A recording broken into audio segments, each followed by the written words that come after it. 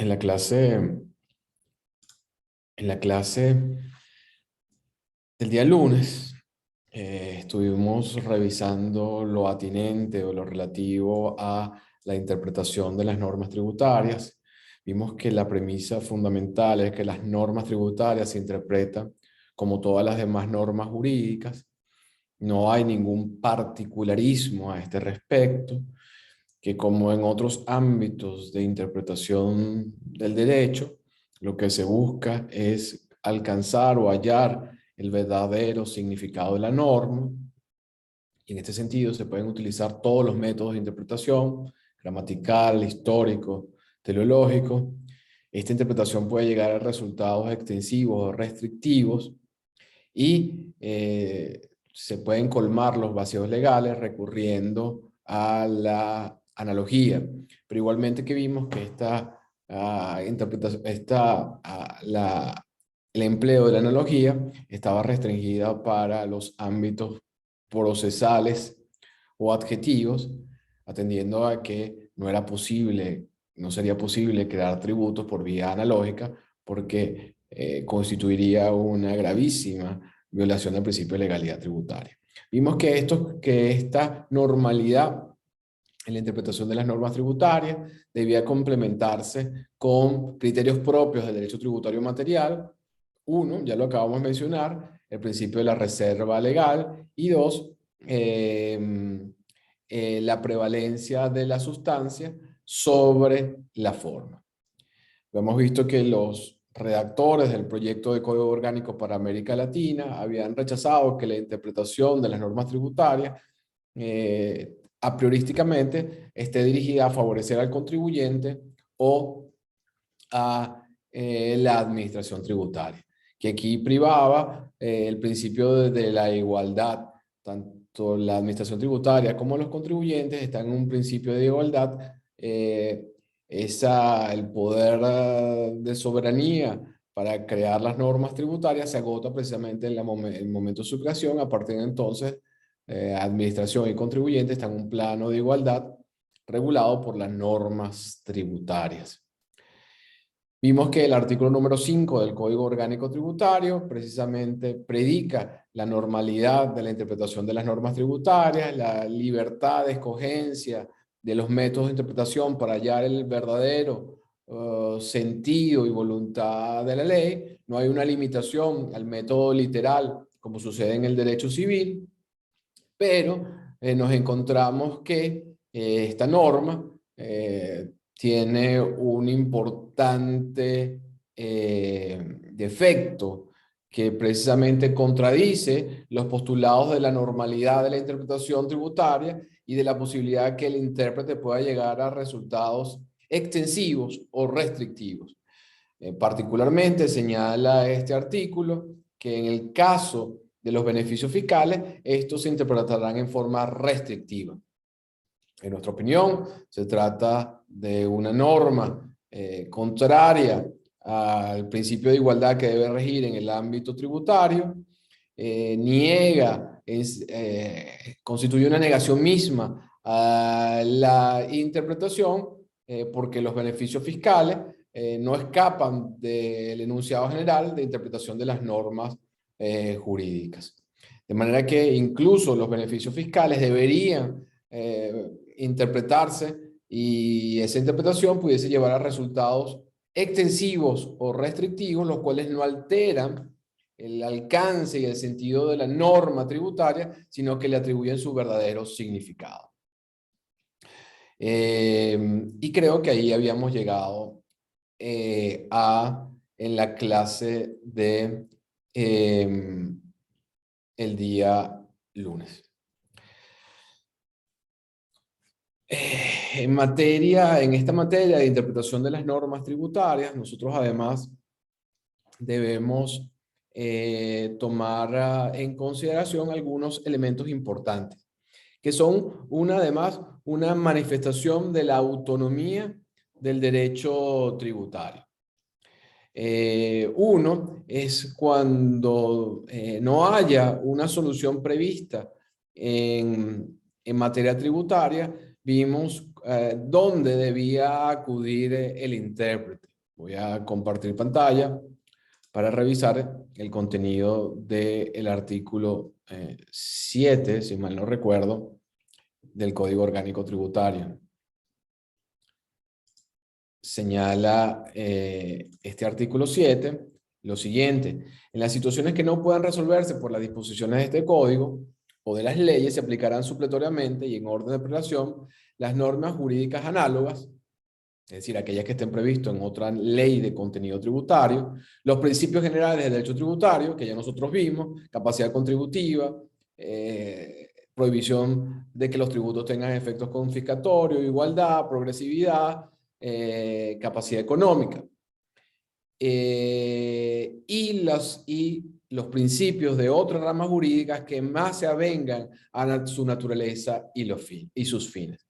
Vemos que este artículo, cuando hay que acudir a los principios de otras normas, de otras ramas jurídicas, señala que el intérprete va a escoger aquellos que se avengan a los fines del derecho tributario.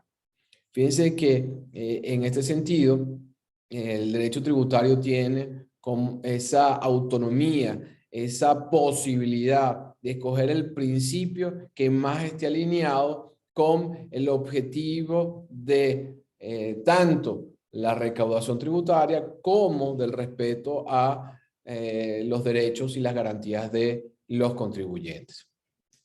Igualmente, señala el artículo 16 del Código Orgánico Tributario, que ya vamos a ver que las definiciones de otras ramas jurídicas pueden ser adoptadas por el intérprete tributario o el legislador al momento de crear una ley tributaria. Sin embargo, el intérprete puede apartarse para darle la definición que más se avenga también a el ámbito del derecho tributario. En este sentido, señala la primera parte del artículo 16 lo siguiente: insisto, tanto la adopción del principio de otra rama del derecho que más se avenga al derecho tributario, como la posibilidad de adoptar las definiciones de otras ramas jurídicas que más se avengan también al derecho tributario, constituyen dos herramientas de interpretación que constituyen una manifestación de la autonomía científica del derecho tributario. Señala el artículo 16 lo siguiente: cuando la norma relativa al hecho imponible se refiere a situaciones definidas en otra rama jurídica, sin remitirse o apartarse expresamente de ellas, el intérprete puede asignarle el significado que más se adapte a la realidad considerada por la ley al crear el tributo. Entonces, fíjense que en materia tributaria, no necesariamente, por ejemplo, el concepto de arrendamiento puede tener estrictamente el mismo significado que en el ámbito del derecho común, que en el ámbito de el derecho civil. Para el ámbito tributario, el arrendamiento puede abarcar otras situaciones distintas a lo que estrictamente se considera en el ámbito del derecho común. De manera que estas dos herramientas se aplican por parte del operador jurídico tributario en precisamente la interpretación de las normas tributarias. De manera que déjenme hallar quizás un ejemplo para tratar de ilustrárselos con un ejemplo normativo.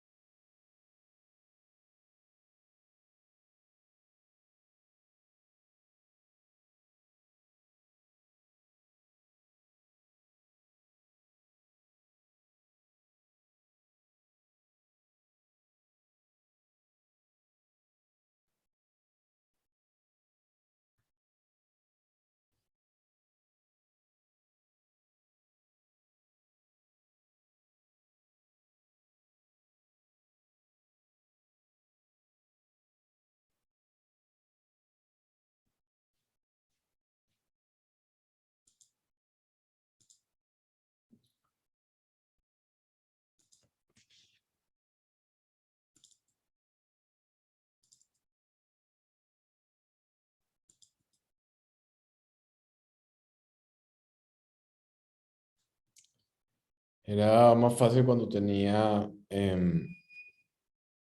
mis gacetas a mano en clase.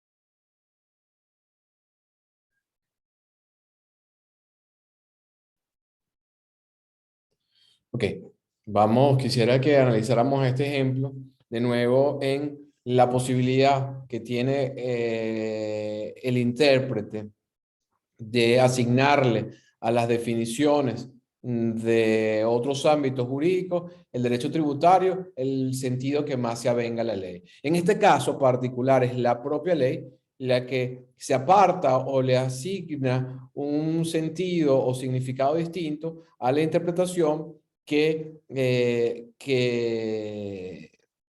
viene de otra rama jurídica, en este caso el derecho civil. Aquí está. Estoy en el reglamento de la ley orgánica del IVA. Dice, para los efectos de este impuesto se refiere al IVA. El numeral 3, el numeral 4 dice, se considerará venta el mutuo de cosas o préstamos de consumo por el cual una de las partes entrega a la otra cierta cantidad de bienes fungibles o consumibles. No quiero detenerme en el detalle de la norma.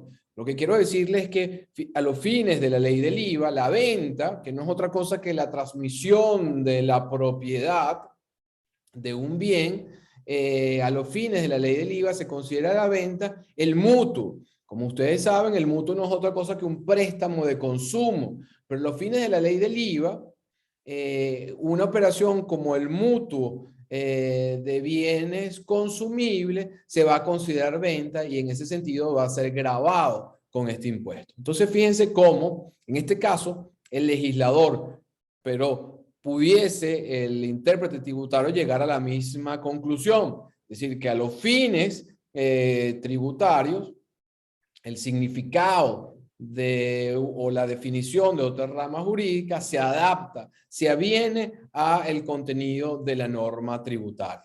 Entonces, a la normalidad de las normas tributarias, que implica la aplicación de cualquiera de los métodos de interpretación, los resultados extensivos y restrictivos, tener en cuenta el principio de legalidad en la interpretación de la norma jurídica, debemos agregar entonces estos otros dos elementos.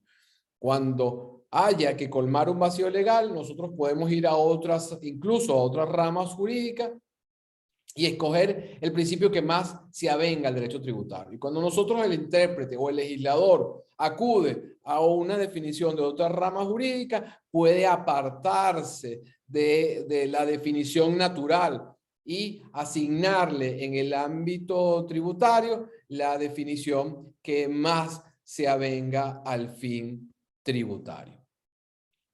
Y en esta, a propósito de las definiciones de otra rama jurídica prevista en el artículo 16 del Código Orgánico Tributario y la posibilidad que tiene el intérprete tributario de apartarse de esa definición tal como lo establece este artículo, creo que es importante, aprovechando que estamos en el artículo 16, hablar de otros los aspectos singulares que tiene la interpretación tributaria, que es la prevalencia, y a la cual nos referimos en la clase del día anterior, la prevalencia del fondo sobre la forma. Esto es algo distintivo. Creo que no solamente el derecho tributario, también del derecho laboral y de otros ámbitos, pero en el ámbito tributario adquiere una particular importancia. Tanto es así que tiene una consagración o una regulación expresa en el segundo párrafo del artículo 16 del Código Orgánico Tributario que señala lo siguiente, y comparto la pantalla para leerlo.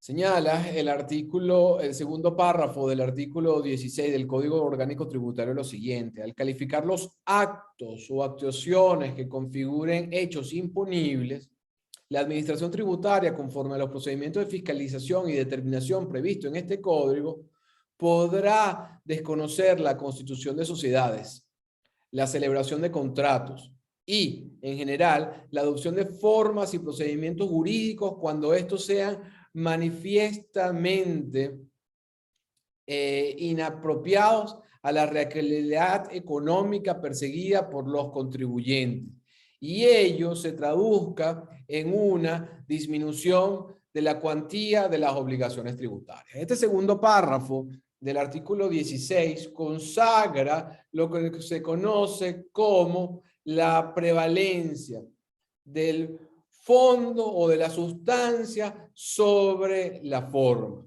Y aunque si bien es cierto, alude a la administración tributaria, esta norma tiene un carácter dual. Aplica tanto respecto a la administración tributaria como de los contribuyentes. En este sentido,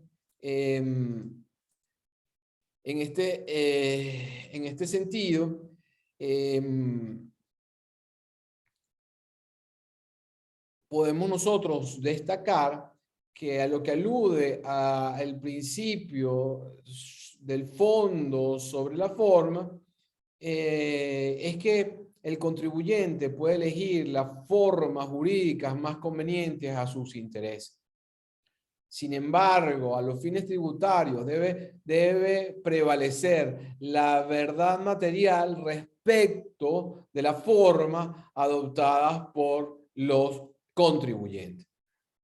De manera que siempre lo que va a privar es el fondo, la sustancia, más que la forma jurídica.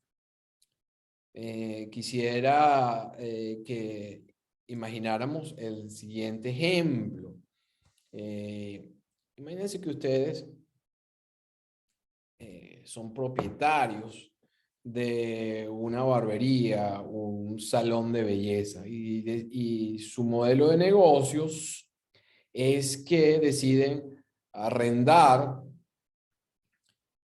las sillas, los espacios para que otros profesionales, otros estilistas, lleven a cabo la actividad, y a cambio de permitirles el uso de la silla, ustedes como propietarios cobran un canon. Se trata fundamentalmente del arrendamiento de un bien o de un espacio, a título del cual el propietario del local cobra un canon de arrendamiento. Sin embargo, el propietario del local pretende evadirse de su obligación de pagar el impuesto sobre la renta, y en vez de celebrar un contrato de arrendamiento por un plazo determinado, cobrando un canon de arrendamiento mensual, ese propietario resuelve, en vez de celebrar un contrato de arrendamiento, celebrar un contrato de comodato. Como ustedes conocen, el comodato no es otra cosa que un contrato gratuito, por lo cual un tercero puede utilizar un bien propiedad de otro. La esencia del comodato es su gratuidad. Entonces, este señor resuelve, en vez de celebrar un contrato de arrendatarios con los estilistas, celebrar un contrato de arrendamiento, decide celebrar un contrato de comodato. Ahora bien, para representar el pago de las cantidades de dinero que quiere recibir este señor dice, les acuerda con los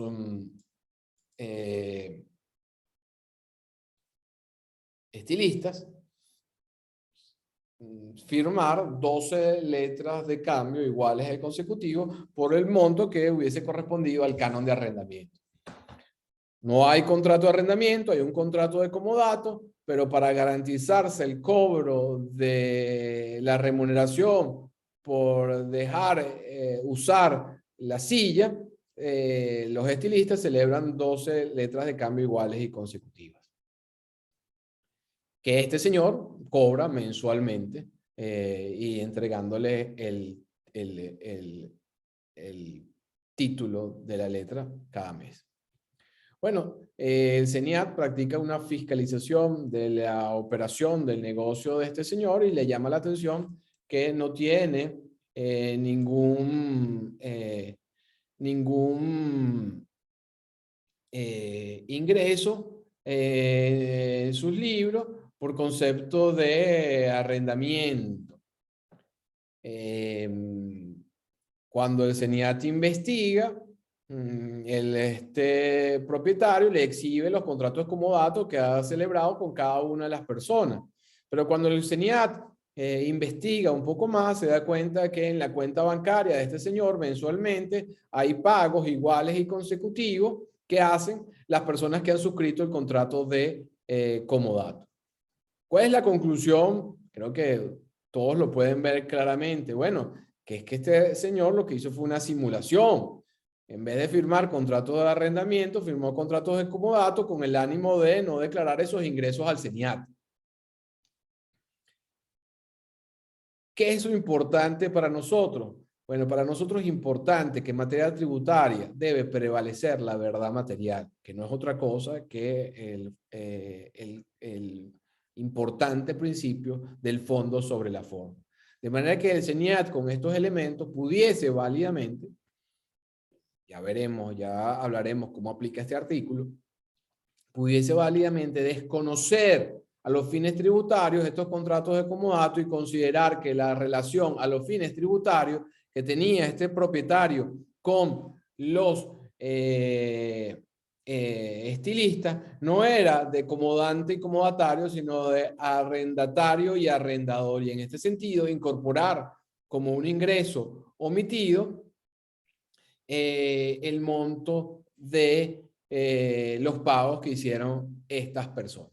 Fíjense entonces que lo que acabo de explicar no es otra cosa que la representación y aplicación a un caso práctico del principio del fondo sobre la forma. En el ámbito tributario, más que los contratos, más que los recibos, más que la factura, es poder determinar cuándo se verifica un hecho imponible gravable, independientemente de los ropajes, de las vestiduras, del atuendo que hubiesen escogido las partes para documentar contractualmente su relación.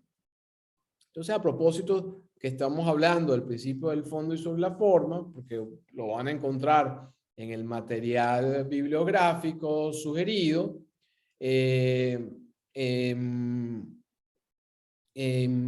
vamos a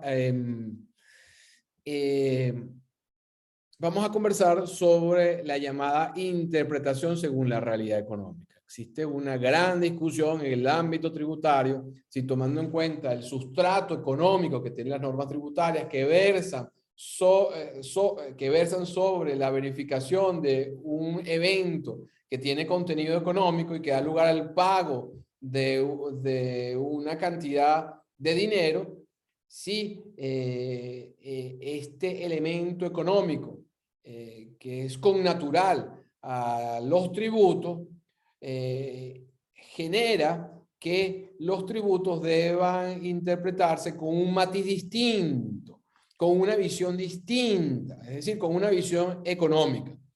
Y en esto se ha postulado que las normas tributarias deben interpretarse según la realidad económica.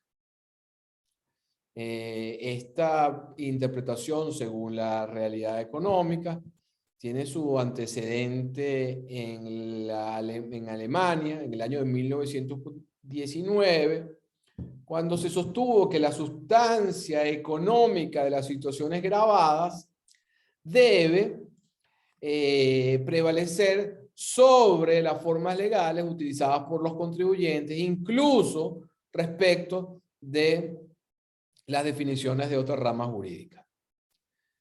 Según esta corriente de pensamiento, de opinión, la obligación tributaria tiene un contenido esencialmente económico y por eso es que requiere una interpretación de orden económico.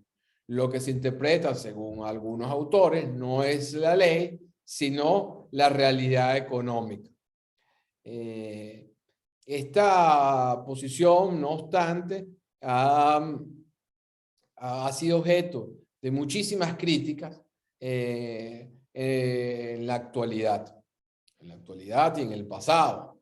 Entre las críticas que se le hacen a esta denominada interpretación según la realidad económica, tenemos que confunde la calificación con la interpretación.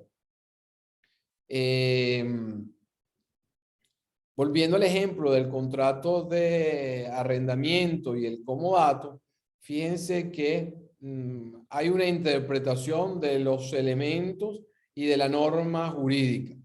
¿Y qué hace el intérprete? En este caso, la administración. Bueno, al considerar que esa forma no representa la realidad económica, la califica distinta.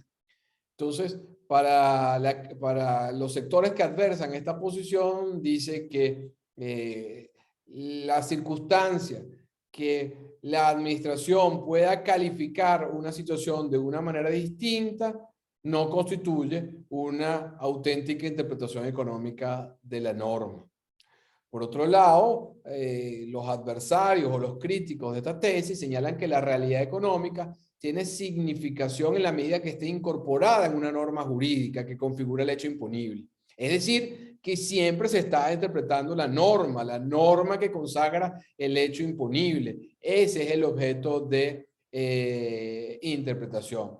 El hecho imponible es un concepto jurídico autónomo e independiente, sin menoscabo de que se alimente, de que tenga su sustrato en situaciones económicas. Y en este sentido señalan otros que la realidad económica no es un método propiamente dicho, como es el gramatical, el histórico o el teleológico.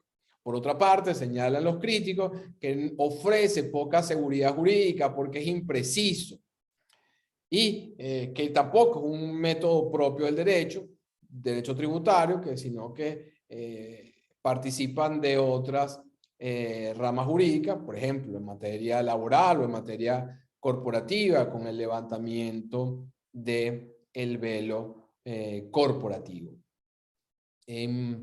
De manera que hoy en día yo pudiese decirles que la teoría de la realidad económica es mayormente criticada por la doctrina, sin menoscabo de reconocer que efectivamente el derecho tributario se nutre de situaciones económicas, pero la circunstancia que el derecho tributario se nutra de elementos de contenido económico no significa que exista una interpretación según la realidad económica.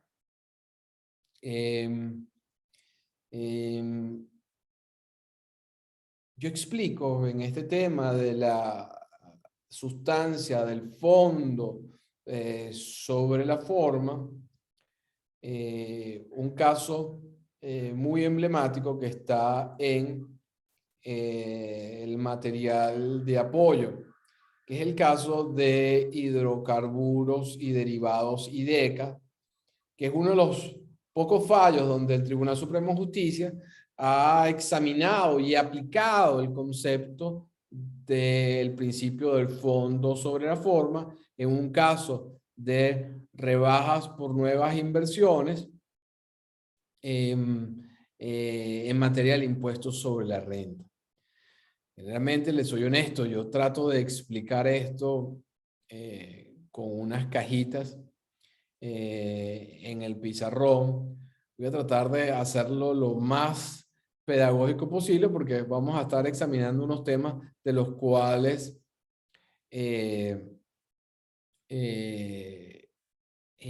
no estamos necesariamente particularizados.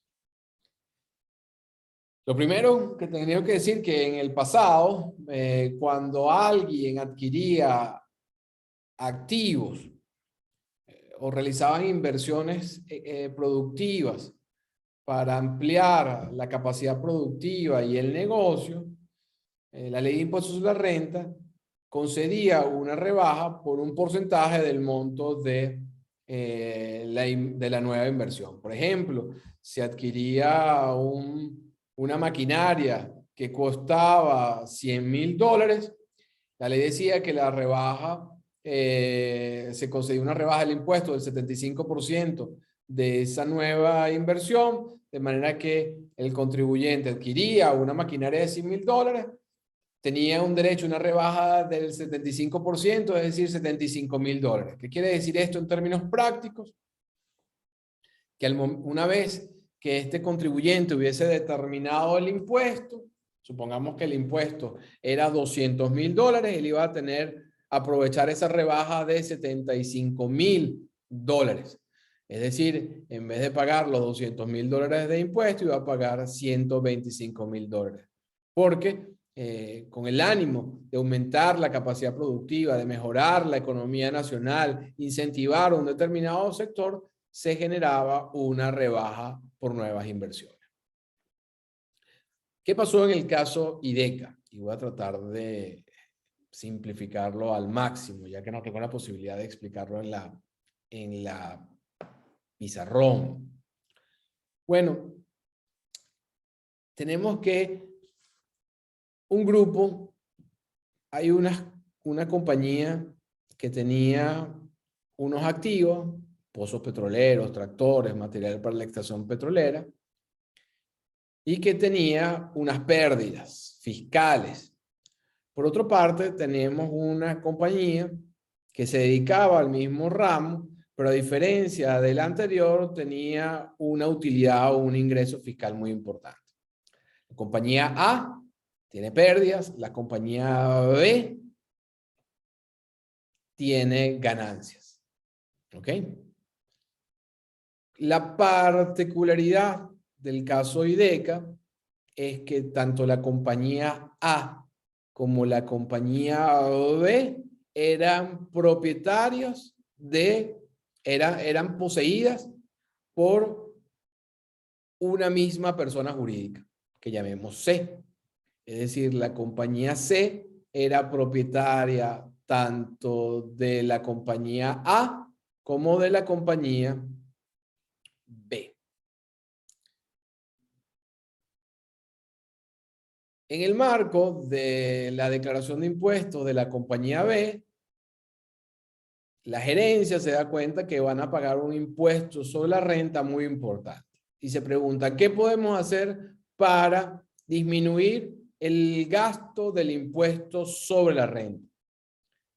Y a alguien se le ocurrió que si adquirían nuevos activos, iban a poder aprovechar la rebaja del 75%.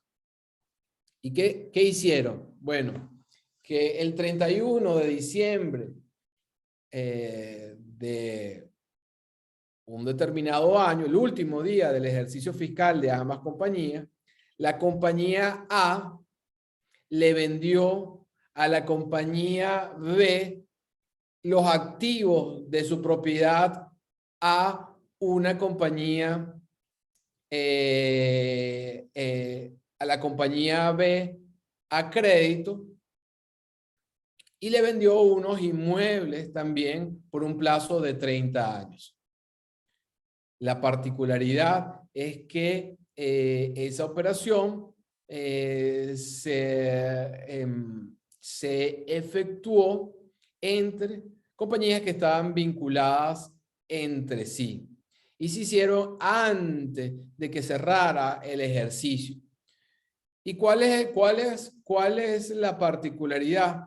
Bueno, que como determinó lo que reparó el CENIAT es que esas operaciones se hicieron justo antes de terminar el ejercicio, pertenecían al mismo grupo y donde se evidenciaba el esfuerzo para que la compañía B pudiese entonces aprovechar la rebaja por nuevas inversiones. ¿Qué hizo el CENIAT? Descalificó, artículo 16 del Código Orgánico Tributario, esas transacciones a los fines tributarios y dijo que no se había verificado a los fines fiscales una venta, por lo cual la compañía B no podía aprovechar esa rebaja por nuevas inversiones. El reparo fue discutido por el contribuyente, IDECA, y la sala resolvió lo siguiente. Y les voy a compartir la pantalla con el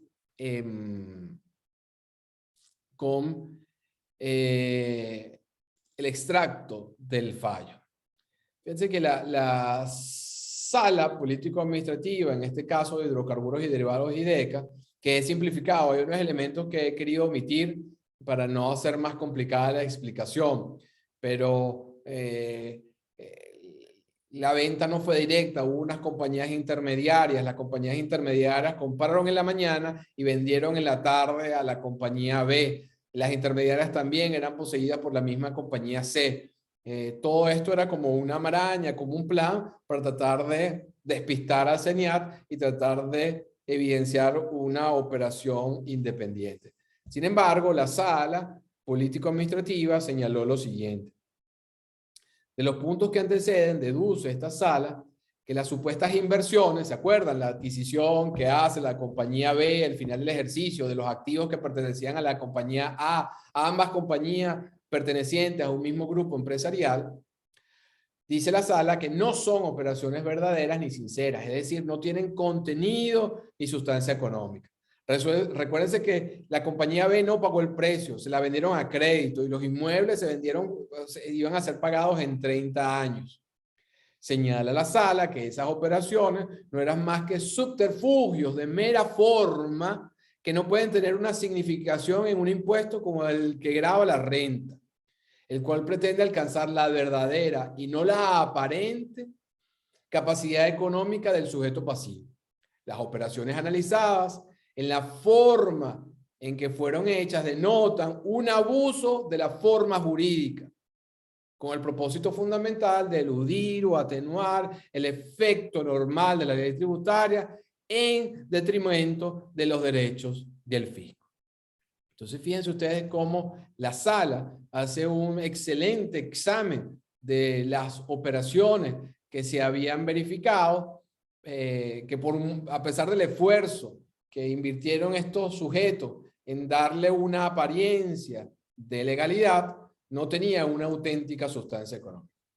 Ustedes me iban a decir, bueno, quizás si le hubieran pagado el precio, quizás si la operación no se hace el último día del ejercicio, pudiesen haber otros elementos para denotar realmente que la operación era real. Pero con base a estos hechos, era evidente el esfuerzo de los contribuyentes simplemente para traspasar estos activos a la nueva compañía y aprovechar el monto de la rebaja por nuevas inversiones que acreditaba la ley.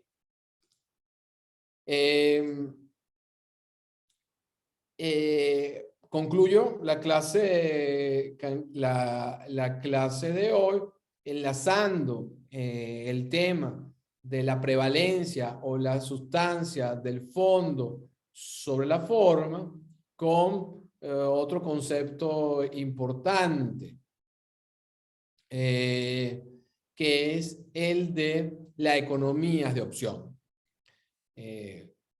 Tenemos que en el derecho tributario lo importante es el fondo o la sustancia y no la forma. Pero ahora vamos a hablar de otro concepto muy importante que es la economía de opción. ¿Qué es la economía de opción? Bueno, nadie está obligado a organizar su negocio de la manera más gravosa posible. Es decir, yo no estoy obligado a planificar, organizar mis operaciones de la manera que pague el mayor tributo al fisco. Por el contrario, el particular puede elegir entre distintos negocios lícitos aquellos que le permiten evitar o reducir las cargas tributarias. Por ejemplo, imaginemos que hay un beneficio fiscal para aquellos que inviertan en el negocio turístico. Entonces vienen, hay unos inversionistas, se agrupan, constituyen una compañía y resuelven invertir a través de una operación de un establecimiento turístico. Bueno, la circunstancia de que este grupo inversionista aproveche este beneficio no implica una actitud defraudatoria o de evasión fiscal. Simplemente estaba aprovechando una operación, un negocio que tenía un menor impacto fiscal. Él podía invertir dedicarse, no sé, al negocio del alcohol o de los cigarrillos, que tiene un impacto impositivo muy importante, o aprovechar los negocios en el área turística que tienen una ventaja fiscal. De manera que el particular es libre de elegir las formas tributarias lícitas. De manera que si hay un camino que pueda aprovechar para que el pago del impuesto sea menor, eso es perfectamente posible. Ahora bien, el fraude a la ley tributaria se verifica cuando, mediante un acto jurídico o al amparo de normas dictadas como una finalidad diferente, que es lo que se denomina una norma de cobertura, se deriva un resultado contrario a lo previsto por la norma tributaria. Entonces, volvamos al ejemplo del establecimiento de belleza. ¿Cuál es el amparo de la norma jurídica? Bueno, hay una norma jurídica, hay una norma en el un régimen en el Código Civil dedicado al comodato. Esa es la norma de cobertura. ¿Cuál es al emplear esa norma, en vez del contrato de arrendamiento, se deriva en un fin distinto al que estaba previsto en la ley sobre la renta, que es reconocer los ingresos que se obtienen? Al evitar el uso de la norma correcta, se enerva el efecto de la ley tributaria, generándose una disminución de los ingresos por parte del fisco. Precisamente ese tipo de situaciones constituye un fraude a la ley tributaria, una evasión de la ley tributaria, completamente censurable y castigable en el ámbito tributario. Pero eso es distinto, fíjense, al emplear las propias normas tributarias para organizar los negocios de los contribuyentes de la manera que les sea menos gravoso.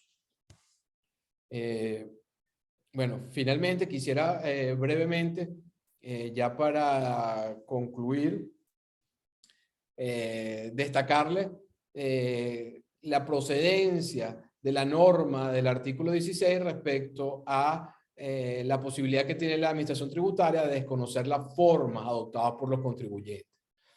La aplicación de este artículo 16 del Código Orgánico Tributario requiere, y esto es importante necesariamente, tres presupuestos fundamentales. El primero, conforme a lo que establece la propia norma, es que las formas deben ser manifiestamente inapropiadas a la realidad económica. Es decir, no son ajustadas al sustrato económico del negocio jurídico que dicha forma pretende regular. El contrato de comodato es manifiestamente inapropiado para regular una situación de arrendamiento.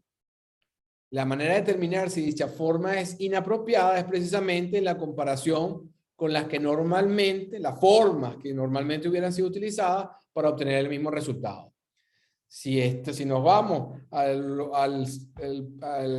otro piso o a otro espacio del centro comercial donde está este salón de belleza, nos daremos cuenta que la vinculación de otros propietarios es a través de contrato de arrendamiento. De manera que esa comparación entre lo que hacen otros contribuyentes y lo que hizo este propietario es uno de los elementos para determinar precisamente lo no idóneo de la forma escogida por el contribuyente. En segundo lugar, el empleo de la forma debe acarrear o debe traducirse en una disminución de la cuantía de las obligaciones tributarias, lo cual viene derivado de la misma impropiedad de la forma a la cual se recurrió. Hay una disminución de los ingresos tributarios porque tú elegiste un contrato comodato y no de arrendamiento. Entonces, esto implica, en términos de los negocios, que debe buscarse si hay alguna razón extra fiscal para llevar a cabo el negocio, lo que en el del sistema anglosajón se denomina business purpose. Bueno, es que a lo mejor el tema es que el contrato de comodato era importante porque yo con eso descartaba una relación de naturaleza laboral. Y ese era el objeto de celebrar un contrato de arrendamiento, no de comodato.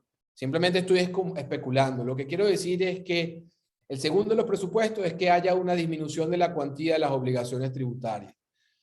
Si la forma genera esa reducción, la operación será censurable, a menos que exista una razón extrafiscal, que haya una justificación en el plano de los negocios para que se acuda a esa determinada forma. Sin embargo, si la única justificación que tiene un determinado acto o negocio jurídico es la disminución de la carga tributaria, no habría ninguna justificación y estaríamos frente a un claro caso del abuso de la forma jurídica. Finalmente, la administración solo puede desconocer los negocios o los actos jurídicos de los contribuyentes en el transcurso de una investigación fiscal. ¿A quién le corresponde la carga de la prueba en materia del fondo sobre la forma? Si la administración alega la violación de la norma y la intención de eludir la carga tributaria, le corresponderá entonces a la administración aportar los elementos probatorios para demostrar el abuso del fondo sobre la forma.